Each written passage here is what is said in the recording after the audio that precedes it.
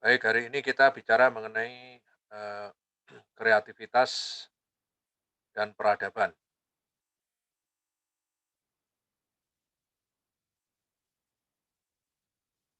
Ini materi ini adalah materi ya urutan ketiga ya, jadi kreativitas dan peradaban. Ini agak saya rubah sedikit karena saya tiba-tiba memilih topik-topik yang, menurut saya penting ya, dan memang setiap, muncul mata kuliah ini setiap semester, setiap tahun ya, setiap tahun itu selalu saya reposisi ya, jadi saya selalu susun ulang ya, karena mencoba untuk, menyelami perkembangan paling mutakhir. Ya, jadi tidak kalau Anda tidak lulus kuliah setahun lagi gitu misalkan, itu nanti akan berbeda lagi. Jadi buku yang saya, pakai pun juga, beberapa referensi mengalami perubahan. Jadi tidak, setiap tahun sama.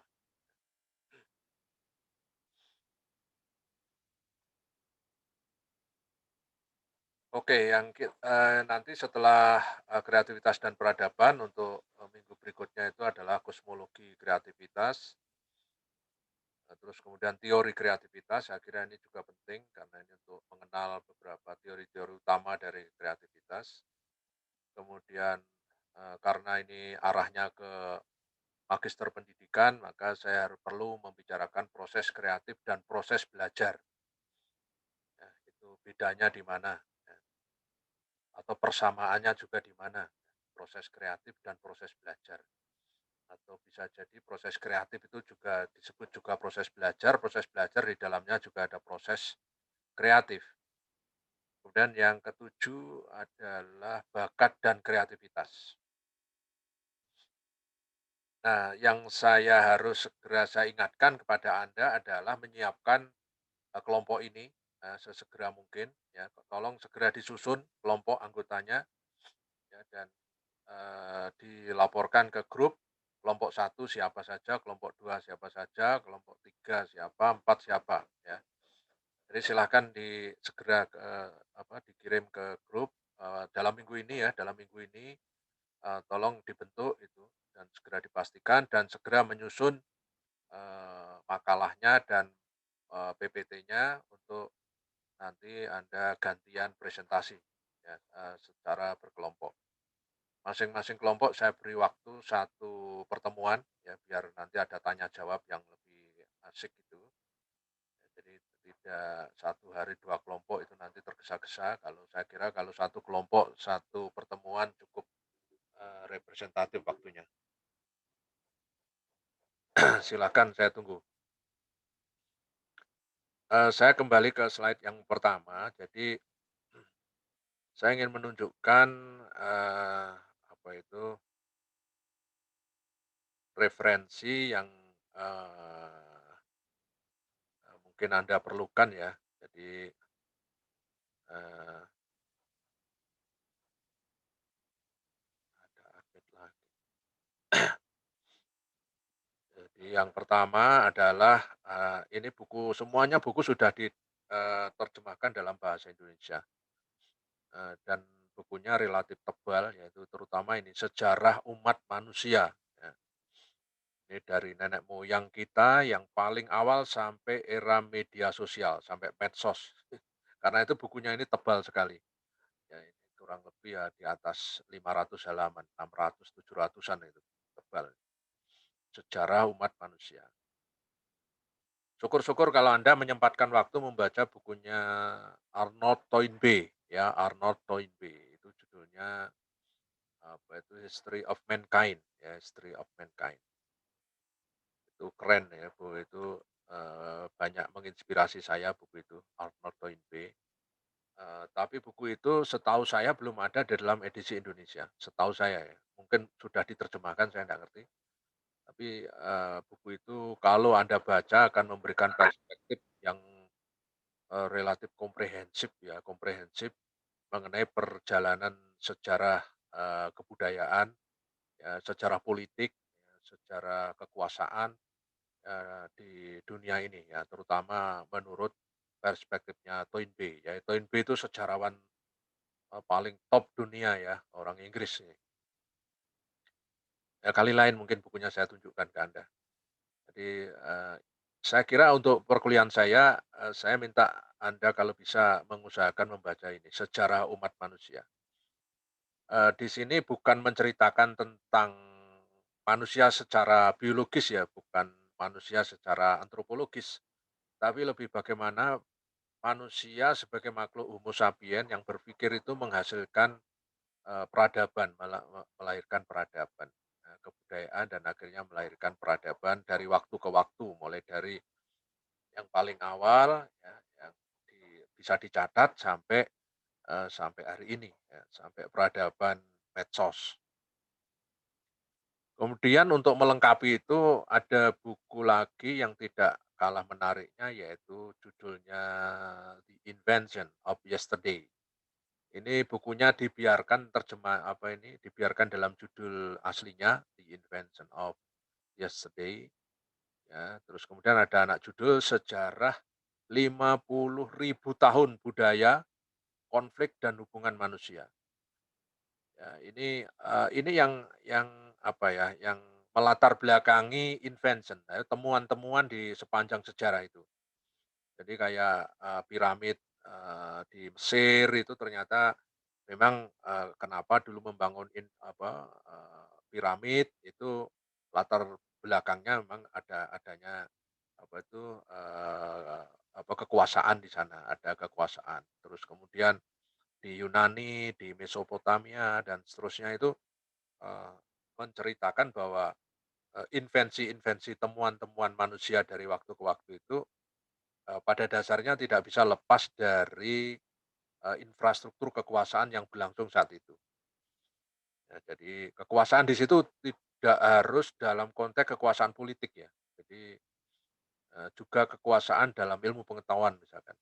Ya, itu diceritakan di abad-abad pertengahan ya, kekuasaan simbolik melalui, kekuasaan pada apa itu, organisasi-organisasi keagamaan ya, dan kemudian bahkan itu menjadi otoritatif di situ, ya akhirnya juga, dalam konteks yang lain ya, itu bisa menginspirasi atau mendorong lahirnya, kebudayaan dan temuan-temuan, baru yang diperlukan pada zaman itu. Tetapi juga ada tragisnya ya, di dalam konteks yang lain juga melahirkan korban, ya. Setiap inovator itu, setiap inventor itu biasanya itu kan berpikir, lintas zaman, ya. Jadi artinya melampaui zaman, ya seringkali dianggap orang aneh, dianggap orang aneh dan, dianggap mengada-ada gitu. Itu biasa dalam sejarah sejak dulu begitu, sampai hari ini. Sampai hari ini misalkan ya karena mungkin bisa jadi karena kepentingannya juga berbeda, cara melihatnya berbeda, ya apalagi kalau kemudian kepentingannya ada politiknya gitu, wah tambah ruwet gitu ya. Dan saya lihat dalam buku ini ya, Sejarah Umat Manusia dan The Invention of Yesterday, itu, ya aspek-aspek seperti itu, terasa gitu ya, terasa artinya, tidak semua temuan dunia itu mulus-mulus saja ya, dan langsung diterima, tidak, seringkali dicurigai dan bahkan penemunya sendiri juga disisihkan ya, dikucilkan ya. Itu, sejarahnya seperti itu. Ini juga tolong disempatkan dibaca, saya kira di toko buku masih ada lah buku ini karena relatif baru ya, belum ada 2 tahun, ya silahkan dikejar dan mungkin ada juga di buku Shopee, ya kalau nggak mau keluar rumah ya mungkin diklik saja di sana, mungkin ada. Ini yang betul-betul saya sarankan agar agar apa, pikiran kita terbuka betul, dari, zaman ke zaman manusia itu ternyata, perkembangannya itu ya ada yang graduatif di satu sisi, tetapi juga ada yang, pada akhirnya, eee, masuk ke, perkembangan yang eksponensial, yang melesat, cepat sekali. Nah, kemudian yang berikutnya, eee, nah ini,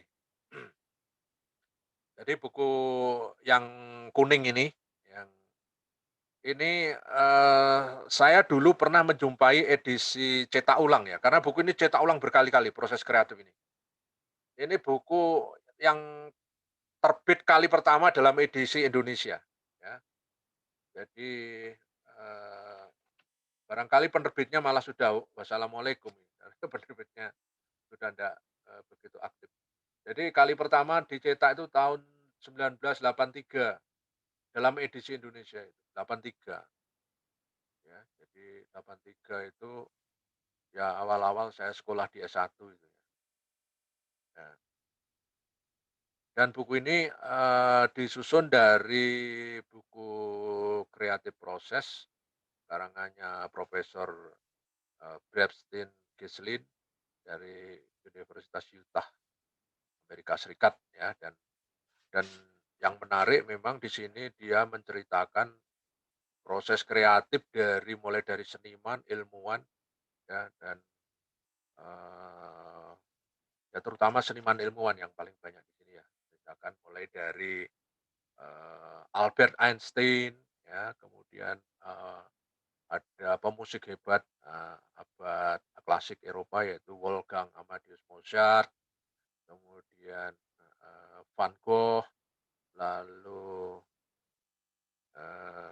Picasso, ya. Terus kemudian, seorang pematung dunia yang sangat terkenal yaitu bernama Henry Moore, kemudian lalu, eee, apa, sastrawan ada, di situ ada penjelasan dari seorang kritikus sastra yang sangat besar namanya Rudyard Kipling ya, Rudyard Kipling. Terus dan sebagainya. Jadi ini menarik ya, buku ini menarik karena menceritakan bagaimana karya-karya besar dunia itu lahir, ya itu diceritakan dan seringkali bentuknya wawancara, kemudian, berupa apa, berupa, saksi-saksi ya ya jadi, diceritakan ulang ya dari, banyak sumber ya. Silakan itu ini bisa menginspirasi juga ya. Jadi proses kreatifnya ilmuwan sama seniman itu kurang lebih, bedanya di mana ya, atau persamaannya apa. Karena seringkali kan dalam pendidikan seni itu nanti kita kan, terjebak dengan, prinsip-prinsip di kurikulum K13 itu yang dulu pernah rame, yaitu scientific method gitu ya, scientific method. Jadi metode saintifik. Dianggapnya seni itu tidak saintifik gitu ya. Padahal dalam proses kreatif scientific method itu part of, jadi bagian dari, scientific method, bahkan di awal itu. Ya, jadi kerja kreatif itu didahului dengan kerja penalaran logis memang. Jadi mengumpulkan data, mengobservasi, lalu, memahami, terus kemudian yang, di dalam berkesenian itu ada proses yang disebut dengan, reflektif ya, merefleksikan gejala, ya, untuk mengabstraksikan segala sesuatu yang dilihat, ya kemudian dalam bentuk refleksi-refleksi, diskursif ya, pemikiran-pemikiran diskursif yang sifatnya, lebih abstrak ya.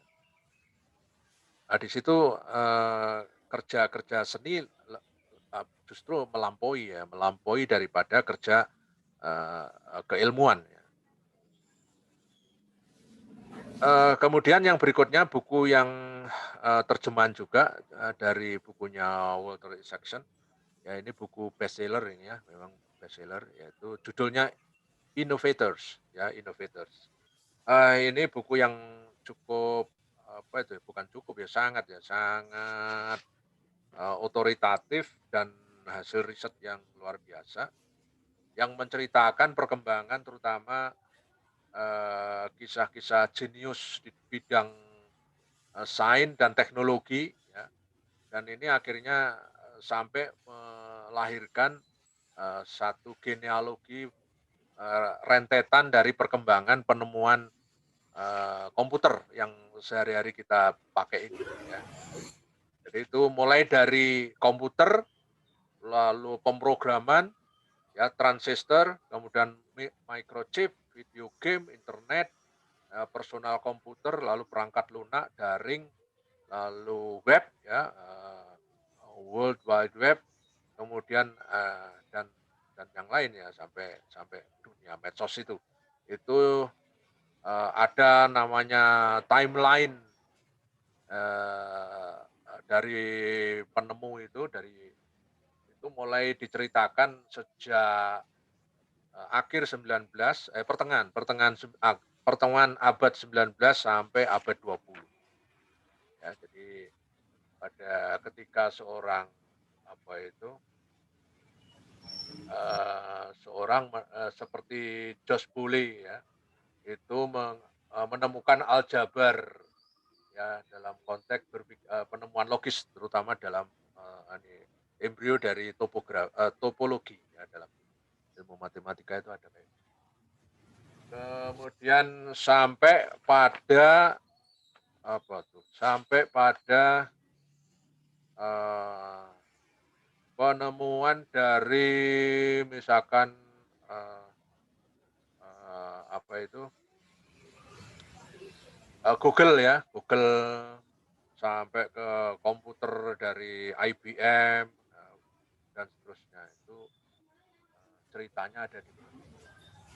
Tentu termasuk Apple ya, yang kalau kan menelusuri jejak peradaban manusia modern, kontemporer, ya saya kira bukunya Walter Isaacson yaitu The Innovators itu, untuk dibaca. Yang berikutnya, buku yang kemarin sudah saya ceritakan itu, yang Yuval Noah Harari yang seri ketiga. Jadi Yuval itu pertama Sapiens, setelah itu Homo Deva, terus kemudian baru ini, 21 Lessons ya. Jadi, eee, ini memang ini, terjemahnya ada 2 yaitu 21 pelajaran di abad 21 ya. Jadi 21 pelajaran menurut Yuval, di abad 21. Nah, ini, Yuval itu cara mikirnya unik ya, cara mikirnya unik dan menurut saya ya jenius ya. Jadi misalkan begini, orang itu biasanya kan, ini, dulu kelaparan, orang mati karena banyak kelaparan, ya, orang mati karena banyak orang kelaparan, itu teori lama itu, orang mati karena banyak orang melarat, tidak bisa makan, karena itu kelaparan karena kemiskinan ya. Nah sekarang itu menurut Jufah, bisa jadi itu sekarang terbalik. Sekarang ini yang banyak yang mati adalah justru orang yang kekenyangan. Jadi orang yang terlalu banyak makan sehingga obesitas, makannya tidak terkontrol ya karena juga ada junk food ya, fast food, ya makanan-makanan cepat saji atau, junk food itu makanan sampah, ya itu, dikonsumsi oleh orang-orang sekarang ya, yang katanya terkait dengan gaya hidup itu, disajikan di tempat-tempat gaya hidup modern, di plaza dan di kafe dan seterusnya, itulah yang memicu kematian dunia. Bukannya perang ya, bukannya perang dunia, bukannya kelaparan, tetapi justru orang kekenyangan ya. Ini, saya membaca ini ketawa-ketawa sambil tersenyum simpul gitu. Jadi ya bisa jadi itu betul betul. Ya ya bisa jadi memang iya ya. Jadi memang dan Yuval Noah Harari itu menariknya sambil menunjukkan datanya gitu loh.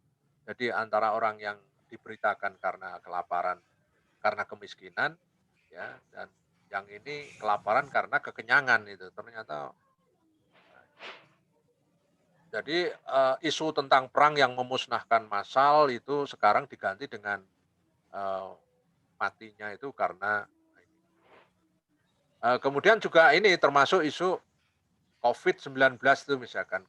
Virus itu, pandemi itu bukan karena virusnya semata-mata yang membunuhin orang, tapi jangan-jangan ya orangnya itu sendiri yang membunuh dirinya sendiri karena, ketidakpatuhannya terhadap sains. ketidakpatuhannya terhadap himbauan sain. Ya, jadi sain yang mensyaratkan Anda harus jaga jarak, harus pakai masker, harus cuci tangan dan seterusnya itu banyak orang yang menegasikan himbauan sain itu. Ya dengan kadang-kadang pakai dalil-dalil agama dan seterusnya. Ya, kok takut kok dengan virus, kok tidak dengan Gusti Allah, misalkan begitu. Nah, itu kalau logika semacam itu dikembalikan dia bisa tidak bisa bicara itu. Ya, jadi eh, ya saya tidak ingin masuk ke persoalan itu, tetapi seringkali himbauan sain itu dianggap tidak penting ya. Pada awalnya ya, sehingga orang masih terus saja berkerumun, banyak yang tidak pakai masker, bahkan kalau diingatkan marah-marah dan seterusnya. Jadi kalau itu diturunkan dari pikirannya Yuval Noah Harari, ya orang orang seperti itu akhirnya kayak kayak kena turunan pikirannya Yuval Noah Harari, bukan bukan soal virusnya yang membunuh Anda, tetapi Anda sendiri yang membunuh dirimu gitu. Karena sikap menegasikan sains itu. Dan itu kan di mana-mana kan, di awalnya meledak di mana, di Yunani, di Italia, pada saat-saat awal setiap hari ribuan orang meninggal itu ya karena itu tidak tidak percaya dengan sains, himbauan-himbauan sains itu. Termasuk di kita ya sampai hari ini, sampai lebih dari 1 juta orang yang terindikasi COVID, ya sebagian besar ya memang karena kecerobohan itu.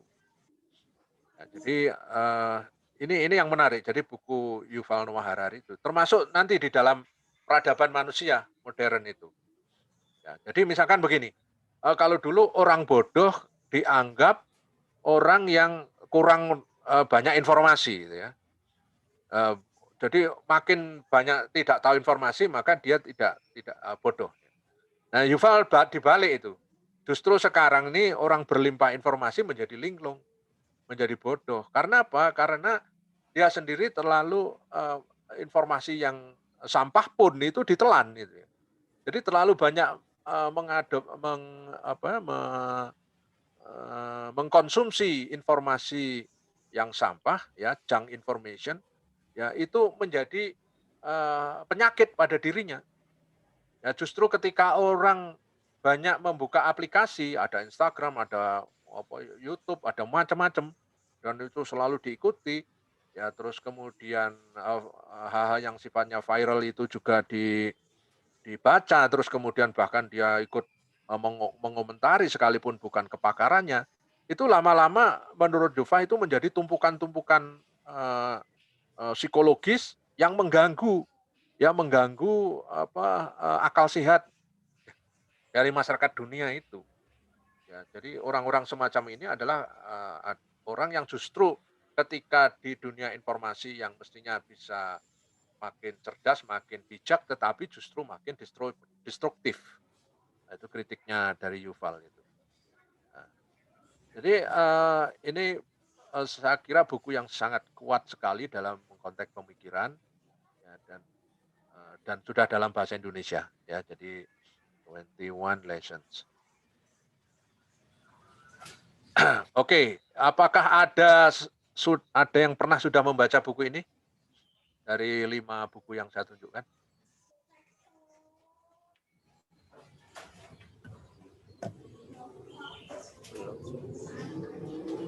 Halo? Halo, Pak.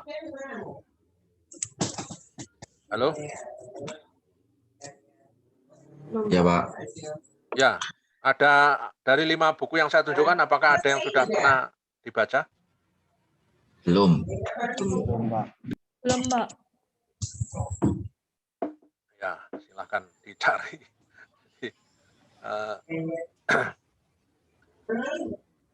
Oke, kalau belum saya pancing dulu persoalan, nanti silahkan dipikirkan dan Anda merespon dari omongan saya.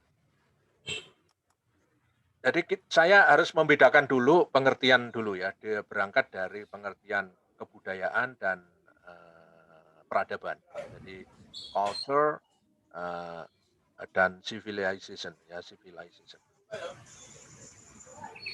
Kalau kebudayaan itu, adalah, segala upaya yang dilakukan oleh manusia dengan pertimbangan-pertimbangan, tertentu ya, yang terkait dengan, eee, apa itu, keperluan untuk survive. Nah, itu kebudayaan. Jadi kebudayaan itu upaya, ya, effort. Jadi segala upaya yang dilakukan oleh manusia dengan pertimbangan tertentu, ada pertimbangan apa ya, pertimbangan ritual, pertimbangan fungsional, pertimbangan simbol, pertimbangan macam-macam itu pertimbangan. Dengan pertimbangan-pertimbangan tertentu yang, tujuannya itu dipakai untuk, hidup itu agar terus berlangsung, survive, ya. Orang nanam padi, ada teknologinya, ada caranya, tidak ngawur, itu adalah kebudayaan. Ada upaya agar menanam padi itu bagaimana caranya tidak dimakan hama, terus tumbuh subur, bisa panen paling tidak setahun itu sekali dengan baik, ya. Kalau sekarang karena ilmu pengetahuan, padi itu bisa sampai 3 kali panen, ya kan. Kan sekarang bisa seperti itu karena ilmu pengetahuan. Seperti, di Vietnam itu ya, dulu negara miskin kurang makan, malah malah import beras dari Indonesia, ya sekarang kita dibalik import beras dari Vietnam. Karena kenapa? Karena teknologi pertaniannya, tinggi ya, jadi melampaui kita malahan. Ini agak aneh di Indonesia itu, padahal ada Institut Pertanian Bogor, IPB, tapi lulusannya terus jadi bankir, jadi jadi bukan bekerja di, sektor-sektor pertanian atau teknologi-teknologi pangan itu, ya itu lebih lebih ke arahnya ke sana gitu arahnya. Nah itu disalib dengan, eee, negara seperti Vietnam. Sehingga mereka sekarang jadi, surplus di beras misalkan akhirnya berasnya juga diimport ya, diekspor kemudian kita mengimport beras dari Vietnam. Kemudian, kebudayaan itu ya menurut teori kuno, teori lama yang dipikirkan oleh, Van Paursen ya, Cornelis Van Paursen seorang seorang pemikir kebudayaan atau kalau saya menyebutkan malah filsuf ya, filsuf kebudayaan dari Belanda yang bukunya juga sudah diterjemahkan oleh Romo Dik-Hartoko cukup lama tahun 80-an buku itu sudah diterjemahkan, yaitu bahwa kebudayaan manusia itu, dibagi 3 dimensi ya, 3 dimensi yang sifatnya tidak linier. Artinya itu, setiap dimensi itu ada terus berlangsung ya.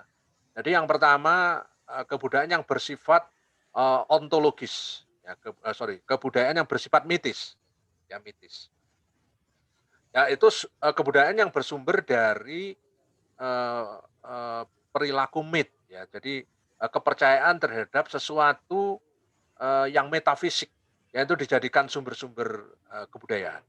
Jadi kalau orang kuno relasi mit itu ya, relasi tentang mitos itu, sesuatu yang memang, tentang leluhur, tentang, apa itu, makhluk-makhluk gaib, ya, terus kemudian, itu dimitoskan, disimbolkan sebagai sesuatu yang mempengaruhi dia, bahkan membimbing, mengarahkan, ya, itu, pada, komunitas-komunitas masyarakat tradisi misalkan. Nah kemudian, belakangan mit itu bergeser makna di abad sekarang ini itu, di abad 20, 21 mitos itu berubah menjadi mitos-mitos yang tidak lagi bersifat, dunia khayal metafisik seperti, pada era tradisi, tetapi mitos yang dikaitkan dengan mitos-mitos dalam konteks, neoliberalism. Karena neoliberalism itu butuh mitos, mitos tentang gaya hidup misalkan. Bahwa kalau Anda minum kopi di Starbucks, wah hidup Anda keren. Anda orang berhasil, status sosial Anda naik. Jadi relasi minum kopi dengan status sosial itu dihubung-hubungkan. Kalau Anda merokok gudang garam, Anda akan menjadi, pria sejati. Nah itu. Jadi apa hubungan yang rokok dengan pria sejati? Itu kan di dunia-dunia mitos itu, mitos produk. Ya, jadi, antara mengkonsumsi dengan relasi status sosial itu dipaksa dikawinkan ya, disatukan ya, seolah-olah ada hubungannya di situ. Nah, padahal itu secara fungsional pragmatis ya itu kan sebenarnya tidak ada, itu hanya di emosi. Ada pada emosi, pada citra, ya, pada pencitraan. Ya. Seperti orang sekarang ini kan sekarang rame orang apa itu tentang gelar doktor honoris causa itu yang kemarin dimuat di laporan utama majalah Tempo ya di perguruan tinggi itu sekarang ada tradisi yang luar biasa banyak sekali orang apa itu diberikan gelar kehormatan, doktor kehormatan honoris causa. Ya padahal honoris causa itu di dalam tradisi Inggris dulu diberikan kepada seorang yang memang punya kualifikasi doktor. Jadi orangnya itu memang pendidikannya berkualifikasi doktor, tetapi dia melampaui doktor yang rata-rata itu. Ya, jadi dia karena kontribusinya, reputasinya, temuannya itu sangat bermanfaat dan secara sosial teruji, itu baru dikasih tambahan Doktor HC.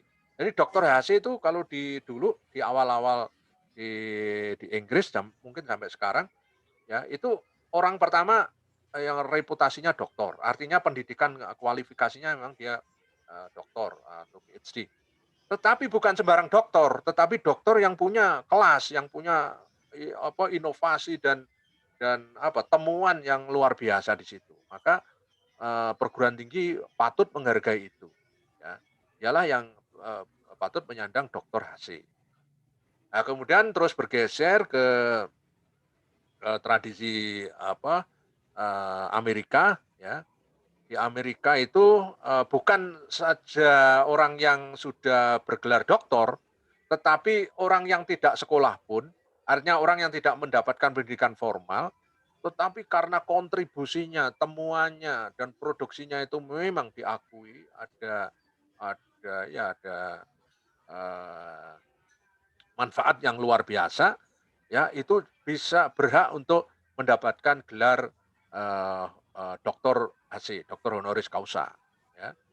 Tidak hanya ilmuwan, tetapi juga politikus, para tokoh agama yang berpengaruh pada perdamaian dunia, misalkan kayak Dalai Lama itu juga mendapatkan doktor honoris causa, ya bahkan mendapatkan Nobel kan itu. Presiden kita yang pertama, Presiden Soekarno itu, wah itu gelar doktor HC-nya lebih dari 20 itu. Ya, jadi itu di bidang hukum, di bidang politik, di bidang ketatanegaraan dan seterusnya, termasuk di bidang bahasa, retorika, ya itu ada di pundak Soekarno. Nah, tidak hanya di dalam tetapi di luar negeri. Jadi itu itu pengakuan-pengakuan yang memang betul-betul dunia tahu ya. Orang itu memang layak untuk menjadi doktor HC itu tanpa sekolah doktor gitu ya. Soekarno kan hanya lulusan insinyur ya, insinyur. Jadi artinya kalau sekarang ya S1.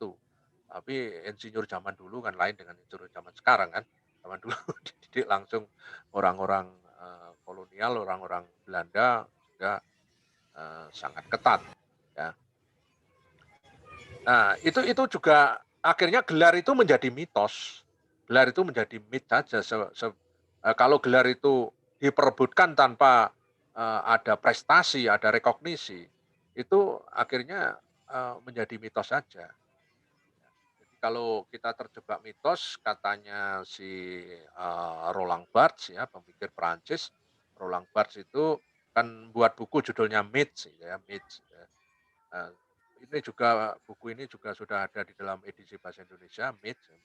Tapi ada yang penerbit yang penerjemahnya jelek sekali ada ya di Jogja itu biasanya terbitan-terbitan itu seringkali ngaco itu yang berbahasa Indonesia itu. Yang terutama yang diterbitkan oleh penerbit yang tidak standar ya, penerbit. Kalau yang standar itu kayak Kanisius, ya kayak Bentang, ya itu dari KPG, Kompas Gramedia. Nah, itu memang diterjemahkan orang yang bukan hanya tahu bahasanya, tetapi tahu background keilmuannya. Jadi orang terjemahkan itu bukan hanya sekedar mentranslate bahasa ke bahasa lain, tetapi justru dia mengetahui betul konsep-konsep yang ada di dalam apa itu bahasa itu, karena dia tahu ilmunya di situ. Ya. Jadi ini seringkali terjemahan-terjemahan yang diterbitkan oleh apa tuh indie publisher itu, ya, jadi penerbit-penerbit indie yang tidak barangkali juga tidak tercatat di IKAPI eee, itu memang seringkali ngaco terjemahannya. Maka tolong nyari buku yang terjemahannya itu bisa dipertanggungjawabkan. Eee, jadi buku yang ini ya, yang tadi si Profesor Cornelis van Boursen itu menceritakan itu. Jadi pertama kali kebudayaan itu berkembang dalam dimensi myth, ya, mitos. Terus yang kedua, dalam bukunya dia juga diuraikan, akhirnya kebudayaan itu bukan saja berkembang secara mitologis, tetapi karena ilmu pengetahuan itu mulai apa itu menjadi satu perhatian baru di dalam peradaban manusia, pergeseran dari apa mitologis, mitis menjadi logos, berbasis pada rasionalitas. Ilmu pengetahuan itulah yang membentuk peradaban yang disebut dengan ontologis. Jadi ontologis itu eee eee, apa ya, mensyaratkan satu pemikiran yang radikal. Jadi kalau Anda masuk ke pemikiran logos itu memang disyaratkan berpikir radikal. Radikal itu berpikir sampai mendalam ke akar-akarnya, redik itu akar. Jadi bukan bukan bersikap radikal, tetapi berpikir radikal. Nah, jadi kalau berpikir radikal memang syarat dari masuk ke dunia ontologis, ya. Jadi peradaban ontologis itu mensyaratkan itu. Ya, kebudayaan ontologis itu eee, mengambil jarak dari objek, karena itu dia bisa berpikir apa itu, kritis terhadap objek yang dipikir, ya. Jadi kalau dulu alam atau jagat raya itu manusia terkungkung di dalamnya, ya, jadi manusia itu menganggap dirinya bagian dari alam raya, ya, dengan dengan demikian dia tidak berjarak karena itu dia tidak terlalu kritis terhadap alam, ya. Maka misalkan kayak kalau ada gerhana bulan dulu, orang-orang dulu dianggap itu ada apa, raksasa yang makan bulan, terus semeluruh kampung keluar rumah lalu membunyikan kentongan, apapun itu bisa dibunyikan untuk mengusir raksasa yang makan bulan itu.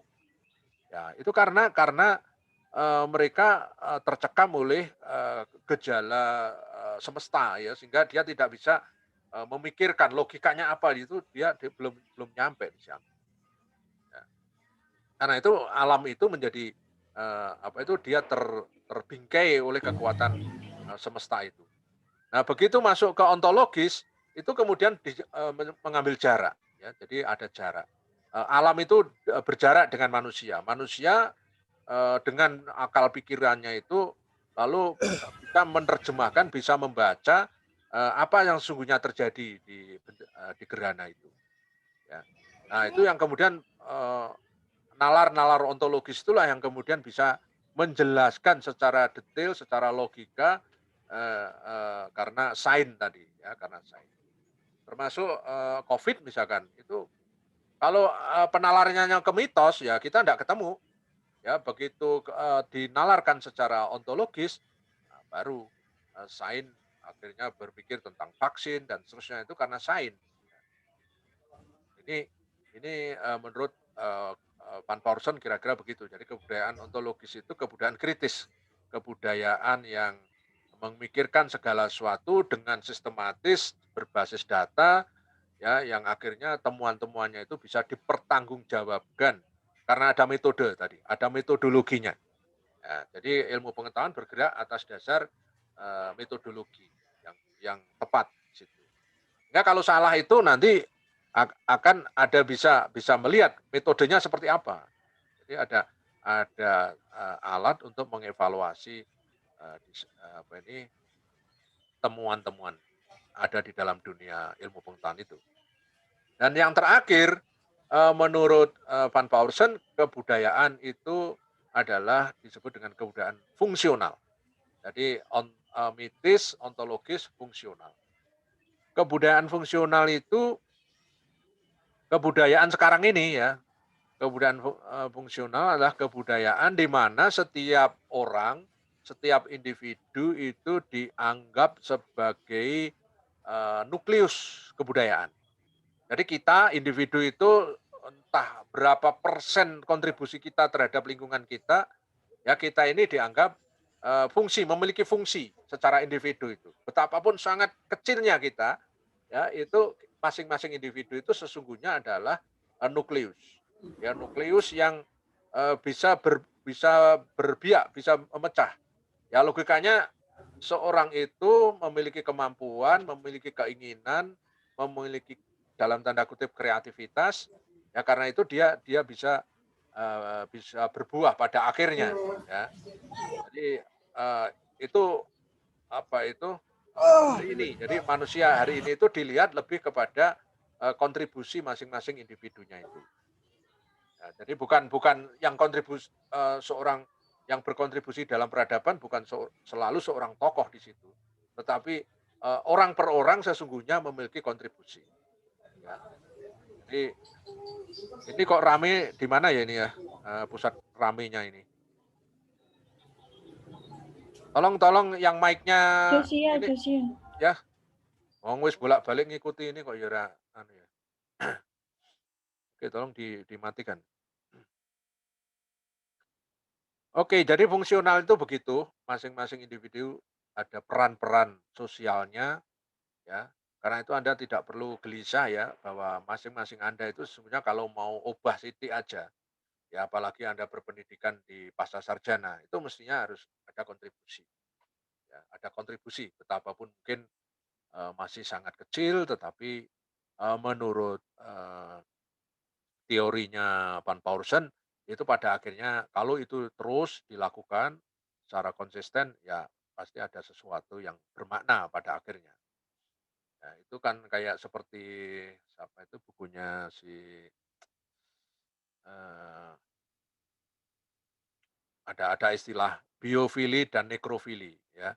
Jadi biofili itu manusia itu pada dasarnya ada dua kemungkinan itu. Biofili itu artinya energi-energi bios yang hidup, yang tumbuh dari orang per orang, ya, yang terus berkembang, ya, bahkan makin terus kemudian menjadi makin canggih, makin baik, ya. Tapi juga ada yang nekros. Nekros itu artinya mematikan. Dan nekrofili itu artinya energi-energi yang justru menegasikan segala sesuatu. Sekarang ini kan di medsos itu kan energinya nekros semua itu. Hampir nekros semua. Jadi pertarungan antara bios dan nekros di medsos itu. Jadi ada yang apa itu menjadi influencer atau kemudian juga buzzer dari pertarungan politik sesungguhnya. Jadi turunan dari pertarungan kekuasaan di politik, kemudian diteruskan di bawahnya, ada influencer-influencer, kemudian berikutnya terus ada buzzer pendengung-pendengungnya itu. Yang satu mengklaim sebagai kebenaran, yang satu mengklaim sebagai sesuatu yang salah. Jadi hanya hitam putih, dunia itu hanya dibaca secara hitam putih. Yang benar tidak mungkin salah, yang salah tidak mungkin benar. Itu cara berpikir orang sekarang itu. Ya orang-orang di medsos itu betul-betul hitam putih mikirnya, bukan bukan graduatif. Padahal di setiap orang kan seorang yang benar ya atau yang wah yang hebat ya sekaliber seorang ulama pun ya itu juga ada sekian persen nekrosnya ya, tetapi juga banyak biosnya atau sebaliknya orang-orang yang dipersepsikan orang-orang yang destruktif ya, yang selalu menyuarakan wacana-wacana kritis karena kebetulan kita tidak berpihak ke dia, ya itu kita tidak melihat satu titik pun kebenaran di sana. Ya, karena kita terlalu berpikir dikotomis ya, dikotomis. Jadi kalau berpikir membatasi hanya dikotomis itu saya kira kita tidak bisa melihat nuansa-nuansa yang lain-lain gitu ya. Kita terlanjur masuk ke dunia hitam putih, saya kira tidak sehat untuk kita. Ya, jadi kita lihat yang nekros seperti apa, yang bios seperti apa, kita teliti, kita adu, kita ambil hikmah-hikmahnya. Saya selalu begitu ya, saya selalu melihatnya begitu. Jadi misalkan sekarang ini ada seorang yang sangat kritis, dianggap tidak berbasis data, selalu mengkritik, pemerintahan sekarang, misalkan kayak, Rocky Gerung misalkan yang sekarang sedang jadi, idola orang-orang sekarang. Ya, sementara orang yang tidak sesuai dengan Rocky Gerung karena dianggap terlalu kritis dengan pemerintahan sekarang, wah, itu juga melawan dengan segala cara, tentang suara-suara kritisnya dia itu, ya, dan dengan macam-macam ya. Saya dua-duanya saya lihat, saya juga bukan pemeluknya Rocky Gerung, saya juga bukan pemeluknya pemerintah secara membabi buta, jadi dua-duanya saya teliti. Ya, ketika Rocky Gerung ngomong dengan logika-logika yang bisa saya ambil, dan itu kemudian saya teliti, datanya dan seterusnya, oh ya, ada benarnya. Ya, ada benarnya juga gitu ya. Tetapi juga ada yang tidak, ya bagi saya jadi penilaian saya, tetapi saya tidak menyerang dia karena memang saya bukan orang orang yang seperti itu. Jadi kita nikmati aja, sebaliknya juga begitu, di kubu yang diserang Rocky Gerung kita lihat juga, ya.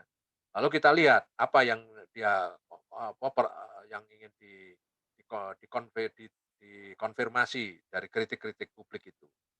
Ya, karena memang otoritas itu sekarang bukan milik seseorang, bukan milik patron yang dinamakan, presiden atau apa gitu, sudah enggak. Jadi, sekarang ini namanya demokrasi itu demokrasi di medsos.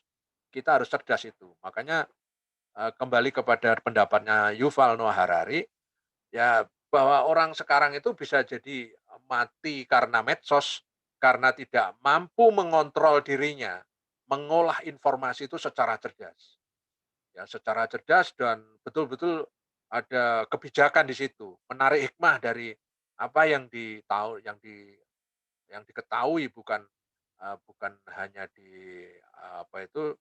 ditelan mentah-mentah begitu, sehingga akhirnya bermusuhan satu sama lain. Nah, ini bahayanya dunia hari ini. Nah, kembali kepada teorinya tadi ya, ke teorinya Van Paulsen, jadi mitis, ontologis, fungsional.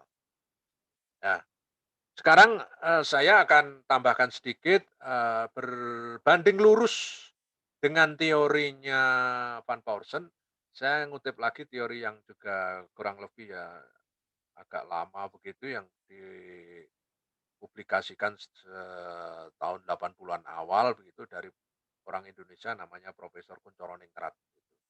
Yang selalu dikutip di mana-mana itu ya, bahwa kebudayaan itu dilihat dari wujudnya, dari wujudnya itu dibagi tiga menurut Kunchoro-Ningrat. Yang pertama yang disebut dengan kebudayaan yang paling abstrak, ya, jadi kebudayaan abstrak, kebudayaan yang tidak kelihatan, yaitu tentang filsafat, tentang norma, tentang etik, tentang apa. Jadi kebudayaan yang ada di dalam ruang-ruang abstrak pemikiran, ya. Jadi, itu akhirnya menjadi satu, sumber-sumber kepercayaan, sumber-sumber, etik ya, itu, ada di dalam, dunia abstrak. Ya karena itu, sumber-sumber seperti ini di setiap bangsa pun juga berbeda-beda. Yang kedua, kebudayaan yang konkret, yang bisa dilihat ya, karena dia menghasilkan produk ya. Mulai dari yang paling sederhana dulu, ditemukan pedati, kemudian sampai ke pesawat terbang, radio, televisi dan sebagainya. Itu adalah kebudayaan-kebudayaan yang sifatnya fisik ya, kebudayaan-kebudayaan fisik. Nah, kebudayaan-kebudayaan fisik inilah, sebagai produk yang bisa diamati, bisa dirasakan, ya fungsi praktisnya itu bisa langsung bisa diketahui, ya. Oleh karena itu setiap bangsa pun sekarang ya, berlomba-lomba, untuk menciptakan produk, ya, yang kemudian nanti akan diperjualbelikan, ya. Nah, jadi, apa itu juga akan akan mencerminkan tingkat peradaban dari bangsa itu ketika dia membuat produk-produk tertentu itu. Ya, karena sekarang kan ukurannya itu pada apa itu teknologi canggihnya itu yang istilahnya dulu Pak Habibie itu adalah eh, added value ya nilai tambah ya karena dulu Pak Habibie selalu mengatakan manusia Indonesia itu harus berpikir nilai tambah ya kita tidak harus start dari nol di dunia teknologi ilmu pengetahuan yang modern sekarang ini bangsa ini tidak perlu start dari nol, ya. Tidak perlu mengawali dari nol betul-betul tidak tahu, bukan. Jadi yang sudah ada sekarang, entah dari manapun, ya, kita tidak perlu, wah kalau dari barat selalu, wah tidak ini, enggak. Jadi dari manapun, asal itu baik, asal itu berguna, dan kita bisa mengendalikan, kita bisa mengolah, mengeksplorasi lebih jauh lagi. Nah itu kita tidak perlu start dari nol. Ya. Jadi itu yang dimaui Pak Habibie dulu. Ya, nyatanya manusia Indonesia juga bisa membuat pesawat terbang, karena bukan bukan mengalami start dari nol seperti Eropa dulu. Ada orang yang pengen terbang lalu mencoba-coba menirukan burung. Kita tidak perlu pakai sejarah seperti itu, ya. Kita ambil aja dunia penerbangan sekarang yang paling mutakhir apa, itu kita pelajari, baru kita masuk di situ. Nah, itu namanya kita bisa, apa itu, take over dari bisa take off dari ini ya, dari peradaban seperti itu. Nah, kemudian, yang berikutnya menurut Koncoroningrat adalah kebudayaan yang dilakukan, yang keseharian, yang menjadi norma-norma sehari-hari. Misalkan tentang adat istilah adat, tentang hukum-hukum adat, pernikahan, ya, terus ya yang sehari-hari teramati yang dilakukan ya, jadi kebiasaan-kebiasaan, ya itu norma-norma yang dilakukan. Kalau yang pertama tadi yang masih pikiran ya, jadi lebih kepada apa, sistem berpikirnya yang pertama. Yang kedua itu produknya yang konkret, yang ketiga itu kebiasaannya. Jadi kebiasaannya dia lebih lebih, bisa disebut dengan, apa itu, ada istilahnya itu ada, eee asimilasi, ada akulturasi, dan ada enkulturasi. Enkulturasi. Jadi kalau enkulturasi itu N ya, EN kulturasi. Enkulturasi. Enkulturasi itu artinya kebiasaan, pembiasaan. Ya, jadi misalkan guru itu membiasakan siswanya mengucapkan salam. Ya, kalau ketemu gurunya, misalkan atau guru membiasakan mengucapkan salam sebelum membuka pelajaran. Nah, itu namanya enkulturasi. Enkulturasi itu pembiasaan-pembiasaan ya berdasarkan kebudayaan atau nilai-nilai yang disepakati. Itu namanya enkulturasi. Ya, kalau mau masuk rumahnya orang, kita harus ketok pintu dan mengucapkan salam. Itu enkulturasi. Jadi enkulturasi itu tadi sekali lagi adalah pembiasaan-pembiasaan. Nah, dalam proses pendidikan itu nanti kita mainannya di sana. Jadi, proses mengetahui, proses menelaah, proses mengelaborasi, proses merefleksi, sampai akhirnya proses enkulturasi. Ya, jadi ada proses-prosesnya seperti itu. Nah, jadi itu ya, jadi, pengertian kebudayaan itu antara lain kalau kita mengacu kepada 2 teori itu seperti itu. Nah, sekarang teori yang paling mutakhir, yang banyak diperbincangkan orang, ya, terutama yang di yang diinisiasi oleh kelompok Frankfurt ya, Frankfurt School, ya teori-teori kritis itu, berangkatnya dari berbagai perspektif ya. Jadi, eee, berangkatnya itu dari, eee perspektif, pertama kebudayaan itu dilihat dari, perspektif, ini, kehendak untuk berbeda, ya, kehendak untuk berbeda. Ini perspektif ini banyak ya ragamnya ini, tapi saya akan memberi contoh beberapa aja. Jadi, will to difference. Jadi, kehendak berbeda, kehendak untuk berbeda. Berbeda itu, berarti orang itu punya energi. Dia tidak ingin sama dengan yang lain gitu. Dia menjadi, berbeda tetapi bukan, apa itu, akhirnya menjadi the others, bukan lalu menjadi lian ya, yang kemudian terasing, teraniaya, ya terpinggirkan dari masyarakat yang ini. Jadi berbeda di situ artinya dia memberikan sesuatu yang, apa, yang otoritatif, ya, yang otoritatif, yang memang itu, ya, itu dia, ya itu. Jadi, perebutan pada hal yang sifatnya otoritatif yang karena kompetensi. Ya, jadi bukan bukan berbeda yang terus aneh, lalu Anda misalkan berpakaian atas jaket, pakai jas, lalu bawahnya itu pakai celana kolor gitu. Itu ya itu memang berbeda dengan yang lain, tapi kemudian citra berbeda di situ akhirnya jadi gurauan, jadi bahan ketawaan, hanya sekedar aneh ya. Apa kontribusinya kayak gitu. Nah, itu itu berbeda yang sifatnya banal, ya berbeda yang banal. Tetapi ini berbeda yang otoritatif, yang berbeda yang otoritatif karena kompetensi, ya yang di dalam ini ya, di dalam, pemikiran kritis itu. Nah, seringkali, banyak orang mendefinisikan kehendak untuk berbeda itu sekedar pada banalitasnya itu, ya kebanalannya, bukan pada pencapaian otoritasnya, otoritatifnya, karena kompetensinya itu.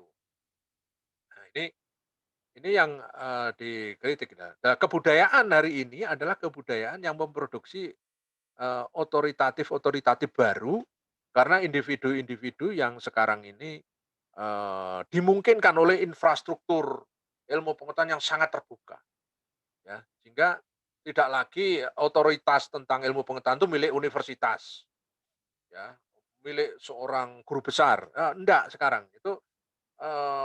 Sekarang itu ada di mana-mana otoritatif itu.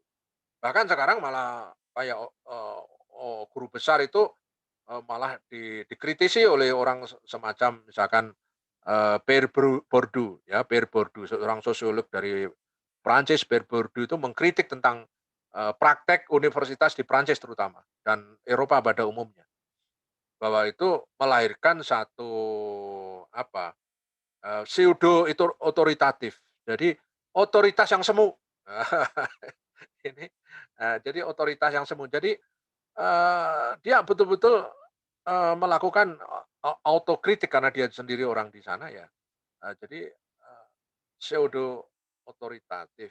Jadi otoritas yang sebenarnya tidak otoritatif ya. Dia memiliki otoritas tetapi terbatas karena di dinding-dinding yang dibangun secara formal ya di dalam kampus itu, sehingga orang dalam tanda kutip ya terpaksa mengakui, terpaksa mengamini karena, dia terbingkai di dalam otoritas yang diciptakan oleh lembaga-lembaga yang namanya kampus, sekolah, ya, atau lembaga-lembaga lain itu. Ya, itu betul-betul dikritik oleh seorang, sosiolog semacam, Pierre Bourdieu itu. Dan ini ternyata juga, menjadi bahan kajian di dalam, studi kritisnya di, Frankfurt School itu ya. Ini ini, bagi saya ini yang menarik. Jadi yang pertama tadi ya, yang pertama, kehendak untuk berbeda ya, will, to difference. Kemudian yang, berikutnya satu lagi ya, ya nanti Anda baca sendirilah yang masa Frankfurt dan seterusnya itu, eee, kehendak untuk, eee, ini existence. Jadi kehendak untuk, bahwa aku ini manusia yang ya apa itu, karena dilahirkan dan dilahirkan itu bukan kehendakku, maka saya harus, apa itu, mengikuti eksistensi keberadaanku. Jadi keberadaanku itu adalah eksistensiku. Ya, eksistensiku itu ya berangkat dari kodrat diriku, ya dari apa itu, ya apa yang aku miliki ini adalah eksistensiku. Jadi, eksistensi itu mungkin juga ini pengaruh dari filsafat eksistensialisme, eee, misalkan dari apa, cara pemikirannya Paul Sartre, terus Soren Kierkegaard ya, itu, orang-orang eksistensialisme yang sangat berpengaruh di dunia ya, karena, eee, manusia itu harus lepas dari, apa itu, otoritas Tuhan agar eksistensinya kuat gitu. Kalau dia tetap saja, apa itu, di dalam eksistensi Tuhan, ya, jadi dia dia tidak punya eksistensi karena segalanya itu apa kata takdir, apa kata nasib, apa kata ini, jadi itu. Jadi ndak punya otoritas sama sekali. Makanya di dalam filsafat eksistensialisme itu orangnya itu cenderung ya terkesan ateis gitu ya, terkesan nggak percaya Tuhan. Padahal yang dikritik di situ itu adalah, lebih pada otoritas-otoritas, yang mengatasnamakan Tuhan. Dalam hal ini yang dikritik sebenarnya agama, bukan Tuhan itu sendiri. Ya, bukan Tuhan dalam arti yang maha kuasa itu, ya tetapi Tuhan yang kemudian mewujud di dalam lembaga-lembaga kayak agama itu yang dikritik oleh, mereka gitu. Itu paham saya ketika membaca, filsafat eksistensialisme ya. Jadi, eee, karena kalau dilihat dirunut dari biografinya para para tokoh-tokoh eksistensialisme itu lahir dari keluarga-keluarga yang sangat taat beragama. Ya, kalau kemudian secara dia jadi filsuf lalu menjadi berpikir seperti itu, saya kira bukan karena dia kehilangan tidak percaya kepada Tuhan, tetapi dia sedang melakukan kritik terhadap, dominasi, terhadap, otoritas-otoritas yang mengatasnamakan Tuhan tadi. Karena kan banyak sekarang orang mempraktekkan agama itu tanpa kehadiran Tuhan di situ.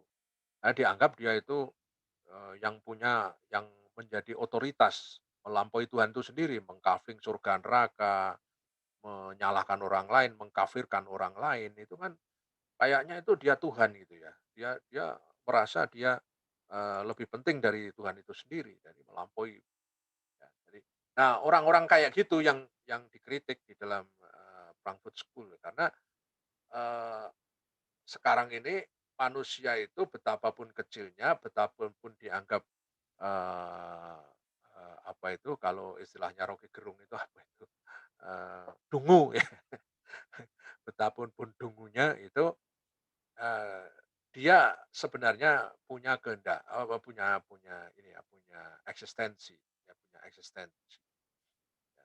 Jadi eksistensi itu dipahami dengan, hal yang sangat mikrokosmik ya. Jadi yang kecil-kecil, misalkan aku ingin menjadi seorang magister yang benar, itu eksistensi. Yang hebat, yang berprestasi, itu eksistensi. Karena begitu itu nanti Anda capek, ya, maka eksistensimu itu akan dikenali. Ya, kamu itu siapa akan diperhitungkan, ya. Kalau saya nanti akan, setelah lulus S2, saya mau ngambil S3, ke-S3-an saya itu saya akan menjadi begini. Nah, ketika nanti sampai ke sana, ya itu, eksistensi itu, menjadi yang berikutnya. Jadi itu artinya eksistensi itu, perjuangan ya, etos, dari orang-orang yang ingin membangun suatu reputasi-reputasi tertentu. Jadi pada dasarnya manusia itu punya seperti itu ya, punya, otoritas-otoritas seperti itu.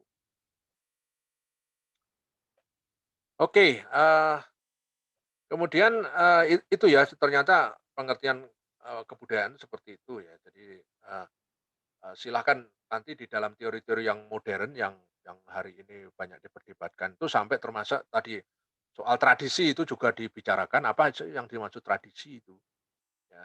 Kalau dulu kita memahami tradisi mungkin nilai-nilai lama, kuno, yang sudah tidak bisa diubah-ubah lagi, itu dianggap tradisi. Padahal tradisi itu sebuah tadi enkulturasi, ya. Tradisi itu bagi paham-paham, apa, teori-teori yang sekarang itu, tradisi itu adalah proses enkulturasi, pembiasaan-pembiasaan yang kemudian itu dijadikan ciri dari suatu, apa itu, satu zaman, satu, masa begitu, yang dilakukan, secara massal ya, terus kemudian, melahirkan sesuatu tindakan yang yang apa, terkesan sama ya. Jadi itu disebut dengan, tradisi sesungguhnya. Sehingga tradisi, tidak harus dipahami sebagai pattern, sebagai pola, ya. Tapi tradisi itu bisa, dipahami sebagai sebuah proses yang dinamis,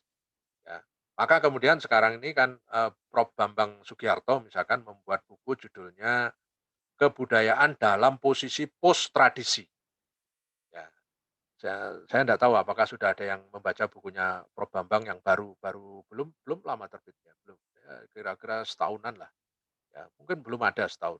Ya jadi, kebudayaan dalam, apa itu, eee, posisi post tradisi, ya dalam posisi post tradisi. Nah karena, menurut, penjelasan Prof. Bambang Sugiarto bahwa kebudayaan itu, tidak steril, kebudayaan itu terbuka. Ya, kebudayaan itu terbuka, tradisi itu terbuka maksud saya.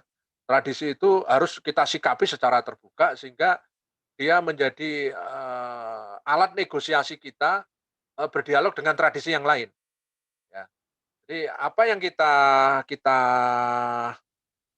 kita pahami sebagai tradisi itu, ya akhirnya bisa bisa dinegosiasikan satu sama lain. Jadi tradisi itu hasil dari negosiasi. Ya, tradisi itu hasil dari negosiasi, dari segala kemungkinan tadi. Oke, yang berikutnya, sebelum saya lanjutkan ini masih banyak ini, masih ada beberapa ya, misalkan kalau kita ini lihat ini aja contohnya. Nah, misalkan ini. Jadi, kalau di dalam desain misalkan itu ya, eee, orang membuat helm, ya dulu Anda bisa membayangkan helm-helm lama itu, terus sampai akhirnya helm terkesan futuristik, terkesan teknis, futuristik ya desainnya. Sepeda juga begitu, sepeda yang dulu terkesan kayak klasik gitu, nah sekarang sepeda itu desain seperti setrika juga gitu, ya. Nah ini artinya, eee, di desain pun juga mengalami banyak banyak perubahan ya, banyak perubahan. Mobil juga gitu. Ya, mobil yang kita lihat sehari-hari di jalan-jalan itu, kan jarang sekali kita melihat mobil seperti ini, ya. Jadi, kereta api juga begitu, nanti kita pada akhirnya juga akan mencapai peradaban semacam ini. Kereta api super cepat, kayak di Jepang itu ada Shinkansen, ya. Jadi kalau kita naik Shinkansen dari Pasar Turi ke, Gambir, itu bisa sekitar 3 4 jam, ya. Itu sudah nyampe Jakarta itu. Ya, itu sangat cepat sekali karena kecepatannya memang, sekitar 300 kilometer per jam, ya. Eee, dan itu tidak terasa, tiba-tiba nyampe aja gitu. Ya nggak tahu Indonesia sampai kapan itu nanti seperti itu, ya. Mobil juga ini kalau ini kecepatan sudah luar biasa. Ini yang diamati bukan soal, teknologinya tapi, desainnya, ya. Juga termasuk pesawat juga begitu ya. Ya, pesawat yang landing di Bandara Juanda ndak ada yang seperti ini, ya. Kalau ini landing di Juanda rontok semua itu, gedungnya itu. Karena ini apa ini ya, kayak Concorde itu, wah itu suaranya bisa merontokkan kaca itu kalau ndak, disesuaikan dengan ini, Concorde. Makanya kan ini sekarang ndak diproduksi karena merusak bandara. Begitu landing itu bergetar semua karena, ada getaran dari suaranya Concorde. Tapi ini kecepatannya jangan lawan ini, Boeing-nya kalah jauh dengan ini. Ya, jadi kalau kita terbang dari Surabaya ke Jeddah nonstop, kalau mau umroh itu ya nonstop tanpa landing di Abu Dhabi misalkan, itu bisa sekitar 8 jam. Ya 8 jam itu landing di Jeddah, ya. Itu kalau naik Boeing yang besar itu, ya. Tapi kalau yang ini, itu bisa terkurangi sampai 3 jam. Ya, jadi bisa sekitar 5 jam, atau yang paling cepat ditemukan itu sampai, terkurangi 5 jam, itu kan luar biasa sehingga nanti orang lalu lalong kalau ini nanti sangat memungkinkan diproduksi lagi, ya itu akan keren banget itu.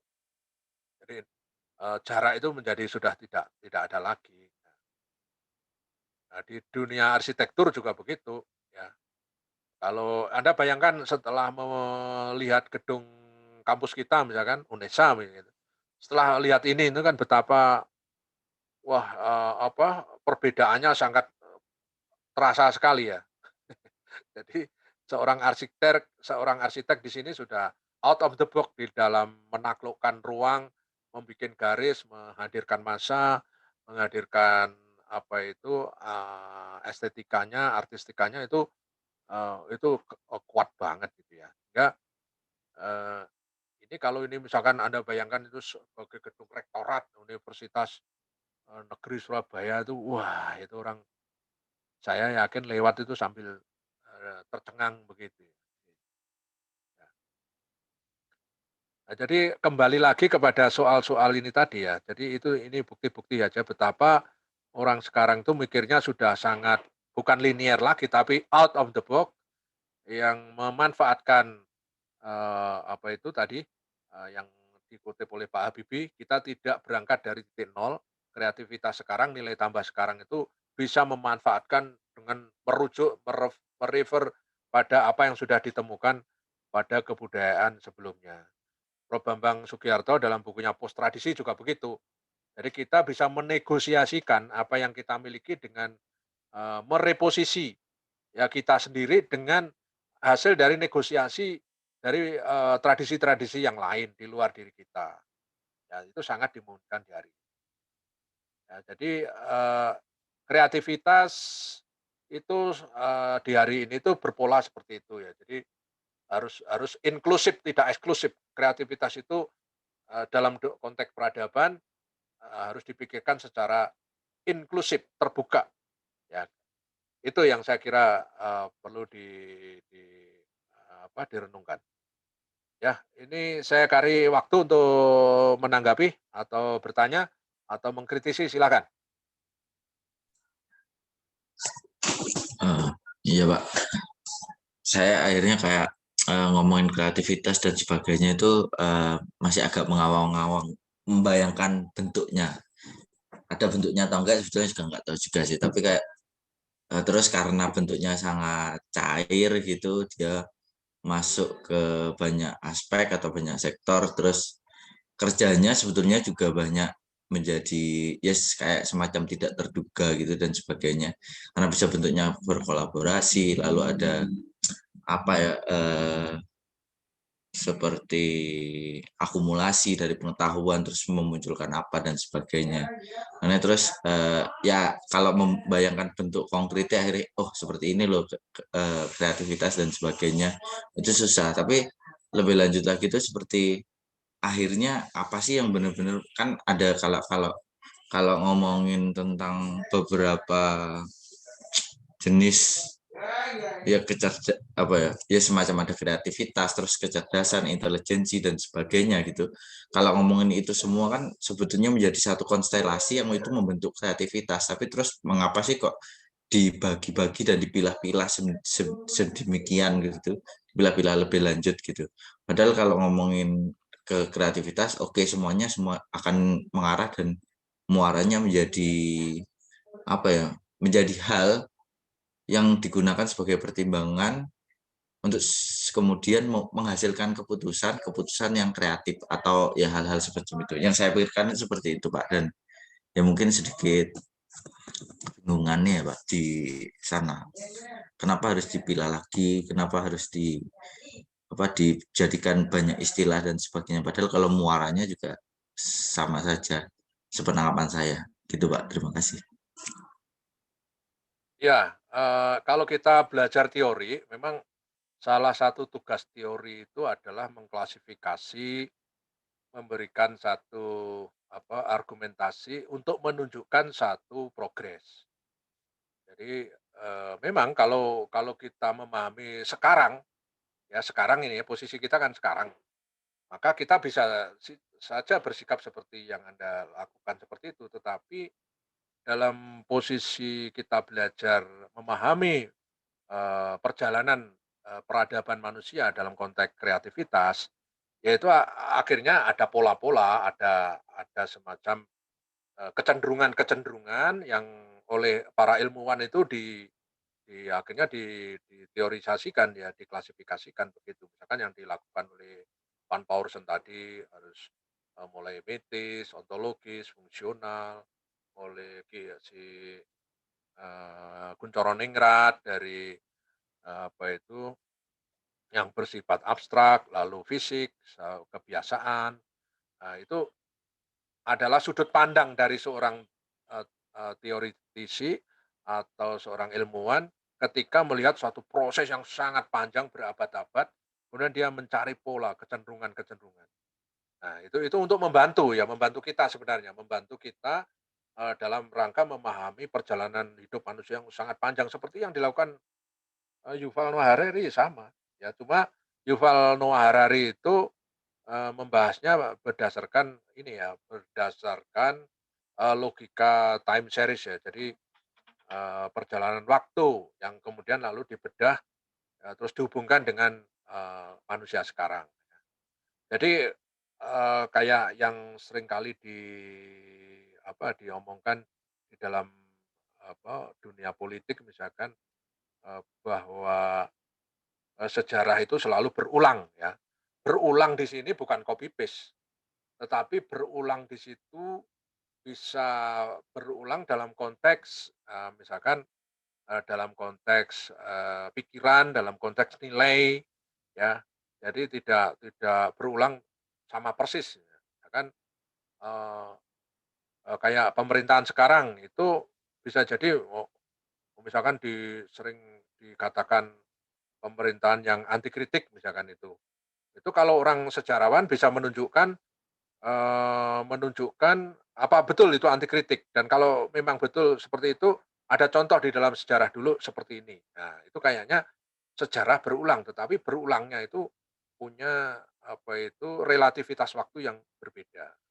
Ya bentuknya bisa, kuliah misalkan, kuliah itu juga sejarah yang berulang. Kalau dulu zaman Yunani kuliahnya itu di bukan di dalam ruang ya, tapi di emperan itu loh, emperan itu apa ya, ruang luar ya, ruang luar sebelum masuk ke ruang utama ya.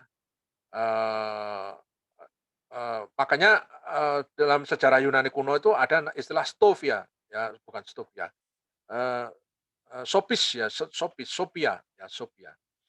Jadi,